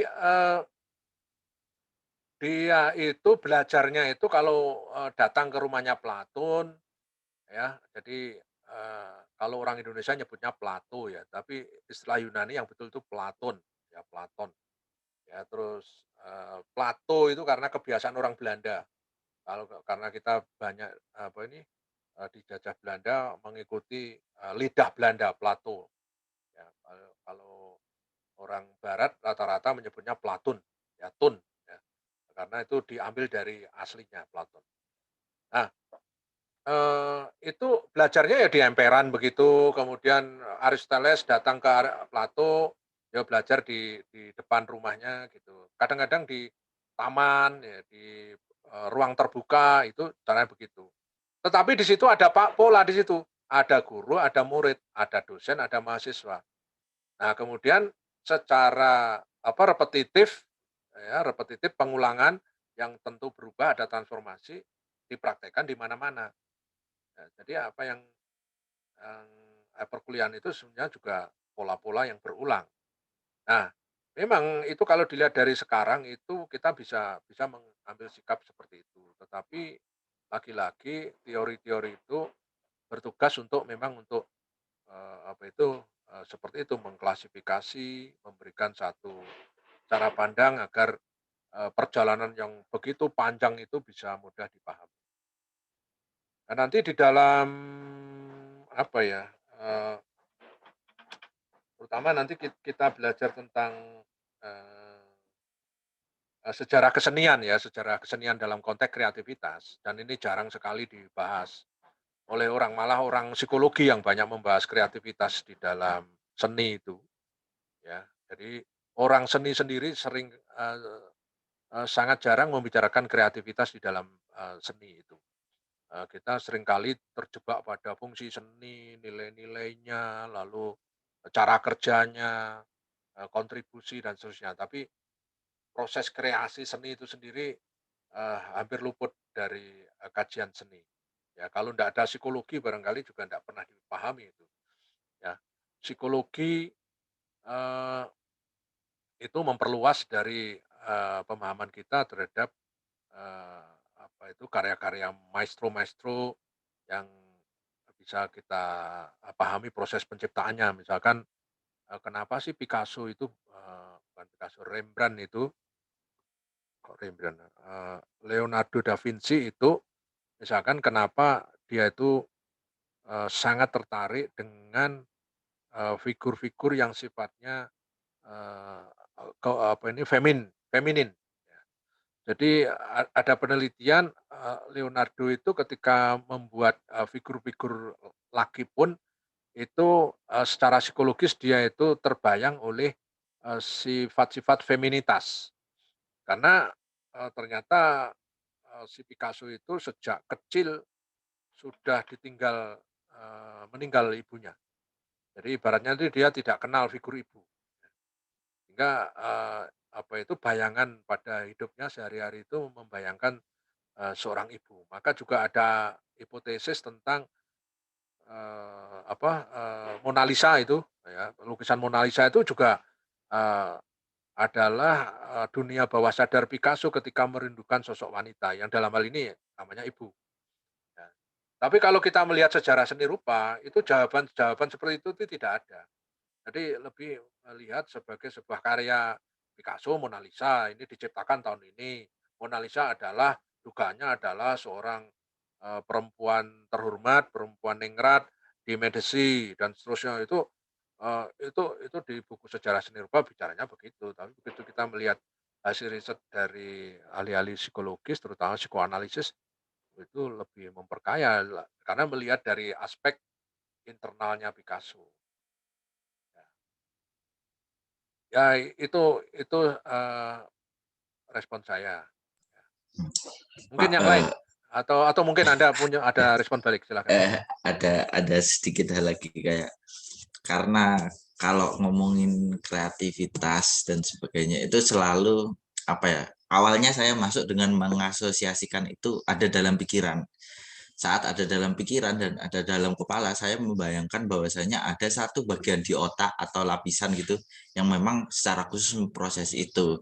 Tapi setelah lebih lanjut lagi mendengarkan penjelasan atau membaca referensi tentang itu, sebetulnya kan lebih kompleks dari itu, dari pikiran. Malah mungkin tubuh juga menyimpan informasi dan bisa merespon menjadi bentuk-bentuk yang kreativitas semacam itu. Dan terus tapi sampai sekarang maksudnya memang kajiannya selalu diarahkan ke hanya pikiran, apa yang ada di kepala, pikiran, bagaimana proses motornya, eh, otaknya berada di pikiran dan bagaimana memproses informasi, pengetahuan dan sebagainya gitu. Ya, tapi saya rasa ya lebih jauh dari itu, tidak hanya di kepala, sebetulnya informasinya tersimpan di tubuh dan akhirnya untuk bergeraknya untuk memunculkan sebuah kreativitas, akhirnya ya mereka ya bekerja bersama-sama. Jadi kalau hanya ya mungkin sih pendapat saya pribadi, kalau hanya diasosiasikan dengan apa yang ada di kepala dan selalu dikajinya dari situ juga hmm, kurang kurang apa ya, kurang pas gitu. Mungkin itu Pak, menurut pendapat saya tapi. Ya betul. Itu sebenarnya kajian-kajian yang sekarang sedang digandrungi orang itu neuroscience namanya ya. Jadi ilmu yang mempelajari saraf-saraf di otak itu yang memang kalau semua direduksi ke sana itu seolah-olah semua kerja kebudayaan itu memang banyak ada di dalam mekanisme di dalam brain itu namanya otak itu. Nah, orang-orang neuroscience itu berpikirnya memang pikiran biologis, mekanis, ya, bukan berpikir organik, ya organik dalam konteks kebudayaan. Dan ada juga istilah namanya myelin, ya myelin. Myelin itu muscle dari kata muscle. Jadi otot itu juga merekam. Otot itu merekam, tubuh itu merekam. Jadi misalkan orang yang bakat dalam olahraga, ya itu menurut buku itu ya Melin itu, di otot itu ada kecerdasannya, karena di otot juga ada sarafnya. Karena ada sarafnya dia merekam sehingga kalau dia dilatih dia cepat. ya, dia bisa lari sangat cepat karena mielinnya sangat, memungkinkan di situ, ya. Terus kemudian kalau misalkan kayak Ade Rai, seorang apa itu yang, untuk ini ya, eee, badan yang kekar itu apa gitu, itu karena mielinnya itu dibentuk, ya. Dan para olahragawan itu, kata buku itu karena, di faktor mielin itu sudah ada semacam, saraf-saraf yang merangsang sehingga kalau itu dirangsang, maka ototnya itu akan punya kontribusi yang maksimal untuk memacu untuk apa itu, menjadi seorang, olahragawan sejati. Tapi kalau itu tidak dirangsang, artinya dalam hal ini tidak dilatih, maka juga tidak akan. Nah, seperti nanti kaitannya dengan pendidikan kreatif, ya kenapa seni rupa itu harus berbuat, harus mencipta, ya, karena otot itu sendiri akan menggerakkan apresiasi, ya. Kalau anak diminta melukis, memang tujuannya bukan untuk menjadi pelukis, tetapi dengan dia melukis, ototnya itu dirangsang untuk bergerak dan kemudian merekam tingkat kesabaran, tingkat kesulitan, ya, terus kemudian ketekunan dan sebagainya itu karena di dalam ototnya itu merangsang akhirnya, merangsang itu. Tetapi ini kalau dilihat dari neuroscience, gerak otot itu dikendalikan dari otak memang. Kalau orang neuroscience selalu apa yang digerakkan otot itu karena digerakkan oleh apa itu, oleh otak. Jadi kalau tidak ada otak, maka otot pun juga tidak bekerja. Nah, pertanyaannya kalau dari orang-orang Melin itu, seperti juga ada di dalam ini, ilmu apa, tusuk jarum itu apa namanya, eee, akupunktur ya, itu ya, kenapa kalau memang semua dikendalikan di otak, kalau orang akupunktur itu kok tidak dicoblosi aja di otaknya, di saraf otak. Tapi kenapa kaki, kenapa tubuh, kenapa semua itu?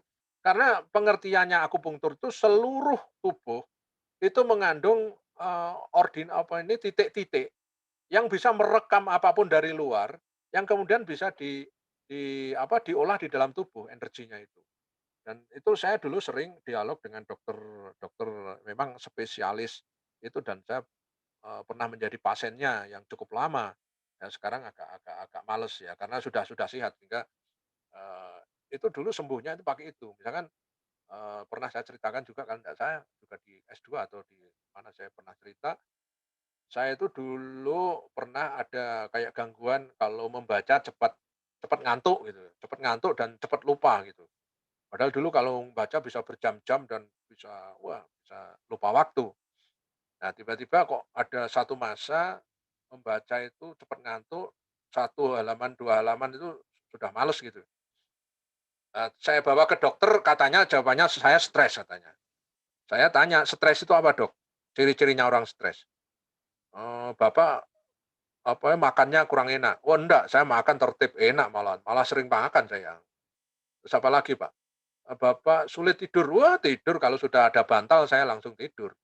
Ya, dan sebagainya. Jadi saya selalu apa kata dokter itu ndak ada di dalam diri saya, makanya saya tidak mau disebut stres. Karena dokter tidak menemukan obatnya, saya datangi itu ahli ahli akupunktur itu ya dokter, tapi dia nekuni akupunktur. Wah, setelah saya dilihat dari punggung saya, ya itu dilihatnya katanya, "Bapak ini energinya itu tidak memusat, itu berada di mana-mana, berserakan." Katanya begitu, saya nggak ngerti maksudnya apa itu. Berserakan, ada di mana-mana, Pak. Ini harus disatukan di dalam jalurnya dulu. Setelah itu baru kita sembuhkan. Karena metode dari akupunktur bukan pada tempatnya sakit, tetapi sistemnya yang dibenahi. Jadi akupunktur itu sistem, bukan membenahi di mana tempat sakitnya. Ya silahkan aja. Makanya terus saya dialog. Kenapa kok ini apa di tempat ini yang dicoblos? Kenapa di sini? Kenapa di sini? Saya selalu minta jawaban. Lalu dijelaskan secara anatomi akupunktur itu. Pakai titik-titik itu. Wah, istilahnya istilah Cina semua, saya nggak ngerti. Nah, dari situ saya baru memahami bahwa kalau di dalam neuroscience itu menganggap otak itu segalanya, di dalam ilmu seperti itu sudah gugur itu. Karena ternyata kemudian saya sambung dengan saya membaca tentang teori tentang myelin dan sebagainya, ternyata otot karena juga ada sarafnya dan itu semua punya kontribusi di dalam sistem tubuh. Jadi sistem tubuh, bukan sistem otak, tetapi sistem tubuh. Bukan didominasi saja pada otak, ya. Itu saya kira kecerdasan itu bisa ke mana-mana. Misalkan nanti ke seni rupa ototnya, tari, terus kemudian apalagi, itu memang bukan hanya otaknya. Kalau otaknya saja yang di ini ya, yang dididik, yang dirangsang, sementara ototnya tidak dirangsang, ya tidak bisa. Jadi otak itu sekalipun dirangsang apapun, tapi ototnya tidak dirangsang juga nih. Orang dikasih teori tentang main basket yang benar itu begini, melompatnya begini, nanti teorinya terus tidak dipraktekkan, ya tidak bisa. Ya. Artinya itu bayi pikiran itu bisa kita pahami, tetapi kalau tidak pernah dipraktekkan, orang tidak bisa nyampe ke sana. Nah, karena itu pendidikan seni itu ke arah kreativitas sana itu kan nanti kan pengetahuan tuh justru munculkan, dirumuskan karena mengalami. Ini kan dibalik kalau di seni itu. Jadi pengetahuan itu bukan bukan awal dari pendidikan seni, justru pengetahuan itu diperoleh setelah dia mengalami, ya. Jadi, mengalami dan merasakan, ya baru kemudian dia memperoleh pengetahuan, kesan-kesan pengetahuannya itu diperoleh setelah mengalami. Kalau ilmu lain kan, relatif seringkali pengetahuannya dulu, ya. Pengalamannya misalkan di fisika, orang langsung dikenalkan dengan hukum, rumus dan seterusnya. Tapi mengalami, meneliti, memahami gejala-gejala yang konkret di lapangan, ya itu hampir jarang sekali misalkan begitu. Ya itu saya kira, seperti itu. Saya sepakat dengan pikiran Anda itu. Jadi, kreativitas itu memang tidak hanya terfokus pada pikiran, pada otak ya, tetapi juga pada, saya seingat saya pernah menulis artikel tentang ini, ya tentang myelin itu, kecerdasan tubuh. Artikel saya masih belum mungkin begitu Anda ngomong itu saya terus ingat artikel saya lama tahun berapa ya, 90-an akhir kalau tidak salah itu, saya pernah membuat ini, kecerdasan tubuh. Ya dalam artikel apa, seminar kalau tidak salah waktu itu. Oke, yang lain mungkin? Em,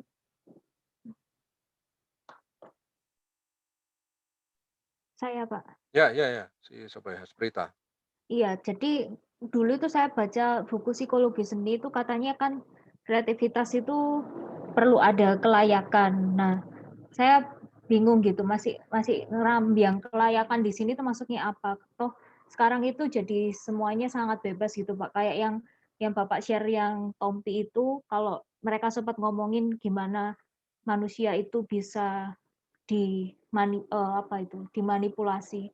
Jadi manusia yang dengan kecerdasan super, dengan fisik yang super juga, yang waktu itu Tompi bilang don't play God, tapi orang-orang ya ada yang play God, terus kemudian ada kayak karya seni yang mutilasi hewan kayak gitu. Nah, itu kan apakah kelayakan apa sih maksudnya kelayakan ini atau memang kelayakan itu nggak perlu ada untuk kreativitas yang akhirnya semuanya bisa benar atau diperbolehkan gitu, Pak? Ya, udah ya? Sudah.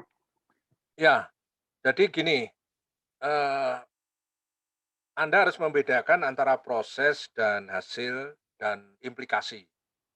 Ya, jadi, itu nanti juga memang akan jadi bahasan yang pada selanjutnya ya. Jadi, yang saya ceritakan ini baru aspek kreativitas dalam konteks peradaban, bagaimana kreativitas itu membentuk peradaban. Nah, pada kuliah selanjutnya justru ingin masuk ke lebih mikroskopik itu. Jadi, kreativitas itu karena itu nilainya baru, ya, nilainya itu menantang, nilainya itu kadang-kadang dianggap, banal oleh orang yang tidak paham ya, orang orang yang belum terbiasa ya. Kreativitas itu lalu melahirkan satu semacam teror peradaban, ya teror ya dalam tanda kutip ya, teror dalam peradaban. Seni itu juga meneror peradaban sesungguhnya karena dia melampaui, ya melampaui apa yang dipikirkan publik. Nah, karena itu nanti publik itu seringkali menyodorkan satu indikator-indikator. Ya, publik user itu seringkali menyodorkan indikator. Ya, publik bisa user itu bisa industri, bisa lembaga-lembaga ya sekolah, lembaga-lembaga agama, lembaga-lembaga sosial yang lain, dan sebagainya. Itu masing-masing lembaga itu menyodorkan indikator-indikator. Nah, indikator itu yang membangun satu, yang disebut tadi kelayakan itu. Nah, tentu kelayakan itu sangat relatif kalau itu masuk pada indikator-indikator atau lembaga-lembaga yang berbeda-beda. Misalkan, saya diminta menilai lukisan nude ya, telanjang misalkan itu. Ya itu kan saya melihatnya lebih luas, bukan ketelanjangan itu sendiri yang saya lihat, terus kemudian, eee, saya kemudian lalu menaruh nilai yang sangat, jelek dalam konteks yang apa itu, yang sangat, tertentu ya, tidak bisa yang sangat eksklusif, bukan inklusif ya. Jadi saya harus menjelaskan saya lihat, ketelanjangan tuh misalkan kita mulai dari, sejarah manusia tuh, mulai dari awal sampai kemudian Yunani, sampai ke nenek moyang kita, juga banyak melahirkan, aspek-aspek nudis ya, nudis. Jadi, ketelanjangan itu bisa berkonsep bermacam-macam, ya. Jadi dalam konteks ruang yang bermacam-macam. Orang telanjang di kamar mandi, ya itu orang telanjang, hakikatnya dia telanjang, tetapi dalam konteks kamar mandi. Ya, karena tidak dilihat orang, dibatasi tembok, dilihat sendiri, maka itu tidak, menyodorkan satu, apa itu, persoalan sosial. Karena memang kodratnya orang mandi ya telanjang. Kalau orang mandi berpakaian namanya orang mandi, itu jenenge wong kudanan. Jadi kalau orang basah kuyup, pakai baju berarti kudanan ya, bukan mandi. Kalau mandi ya pasti telanjang. Nah, ketelanjangan itu berelasi dengan ruang yang berbeda-beda. Nah, ketelanjangan kalau yang telanjang itu bukan orang normal, misalkan orang gila juga tidak disebut telanjang. Itu juga tidak melanggar azas kepatutan karena orangnya gila.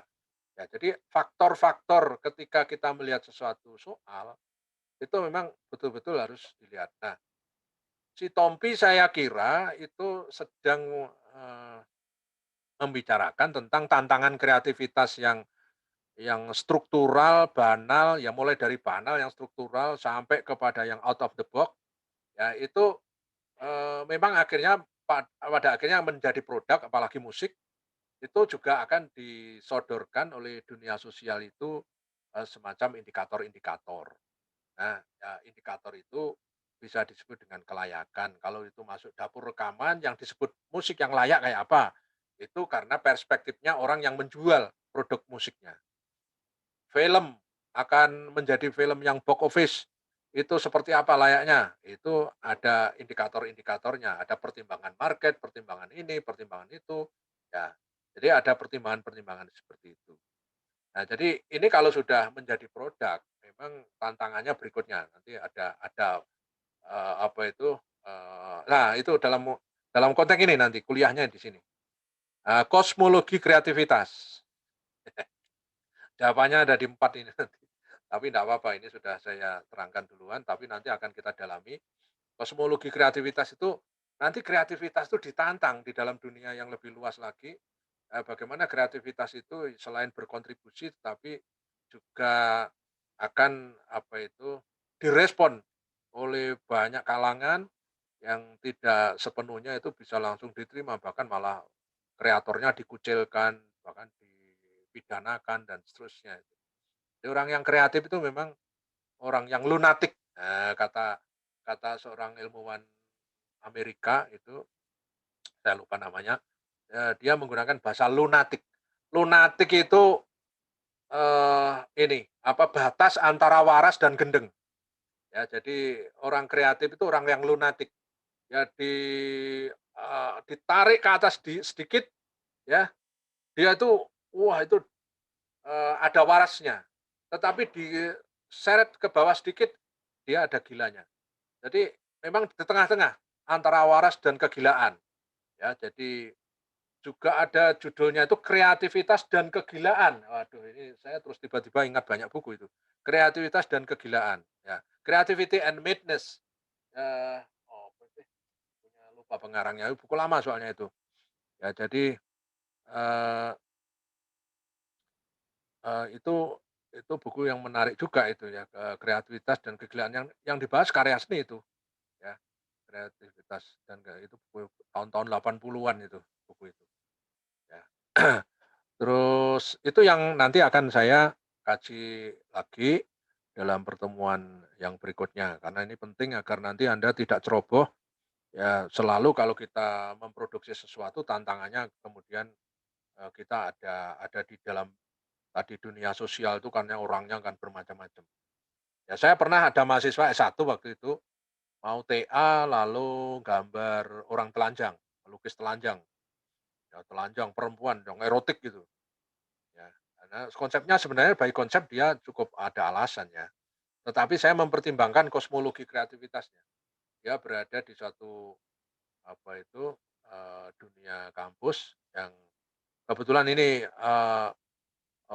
anaknya itu PSR, pendidikan seni rupa, dia calon guru, lalu ini ya, itu saya ingat waktu saya kuliah tahun 80-an itu karena ada tugas totem, ya membuat totem. Ya totem itu monumen-monumen, ya manusia primitif, tradisi di apa ya, di yang, eee, masing-masing membentuk kelompok terus ya karena totem ya, ada yang membuat totem Asmat, ya totem mana itu Dayak dan seterusnya itu. Ya saya pas waktu itu, dapat tugas di kelompok saya itu, totemnya orang Asmat. Ya dan, saya mempelajari apa yang sudah diproduksi orang Asmat itu, kemudian, eee, karena totem itu kebanyakan kan, eee, figur-figurnya itu telanjang itu ya, figur-figurnya telanjang tetapi diabstraksikan, tidak realis itu. Tapi bentuk-bentuknya bisa dikenali bahwa itu adalah penis, itu palus dari laki-laki, ya sekalipun itu tidak realis gitu ya, jadi betul-betul disimbolkan itu. Itu saja kemudian, setelah kita pasang di depan kampus, ya karena mau dinilai paginya oleh dosen, itu paginya itu ada orang yang notabene itu sebenarnya dosen pendidikan, tetapi dia sekaligus juga seorang, apa itu, penceramah agama waktu itu. Itu minta dirobohkan dan minta dipotongi bagian, palusnya itu, karena dianggap itu, pornografi. Wah, gitu. Jadi waktu itu, wah rame itu, rame dan, dosennya itu kita tantang debat. Ya kita tantang debat, kita diskusi aja debat kebudayaan, di Gedung Gema, di Ketintang itu ada Gema itu ya, Gedung Gema. Kita undang resmi, beliau itu kita undang resmi untuk datang di malam hari untuk memperdebatkan, tentang, gorok-menggorok totem itu, ya. Ternyata beliau ndak berani, ya dia ndak berani datang karena kita memang sudah kayak, apa itu, anjing menyala yang betul-betul siap berdebat untuk ke sana. Ya dulu kita itu kalau membaca bacaan ya bacaan serius semua, sehingga kalau ada yang kontraproduktif kita, minta berdebat, tidak hanya sekedar ngelarang, tapi argumenmu apa? Ya itu, waktu itu seperti itu. Ya ini untuk ngasih contoh bahwa betapapun kita masuk kepada mainstream kreativitas, tetapi begitu menjadi produk ternyata ada respon yang, juga apa itu, di luar dugaan kita gitu, di luar dugaan, kreatornya itu sendiri, ya. Jadi ini yang nanti kita bicarakan di kosmologi. Ya saya kira itu, Hasprita ya, tanggapan sementara dari saya. Ini sudah pukul 10 ya, kurang 2 menit. Saya kira sudah cukup. Yang lain-lain, kalau ada respon silahkan nanti di pertemuan selanjutnya, bisa dikemukakan di selanjutnya. Ya pada pertemuan yang akan datang, akan bicara tentang kosmologi kreativitas, karena relatifnya nilai-nilai di dalam ruang kreativitas yang berbeda tadi juga harus dipahami juga oleh kita semua. Nanti minggu depan kita ketemu di, perkuliahan apa, statistika. Ya, jadi ini dulu, terima kasih atas perhatiannya, ketemu lagi pada sesi berikutnya. Saya foto dulu, ininya, eee, presensinya. Saya tutup dulu, tolong semua wajahnya diperlihatkan.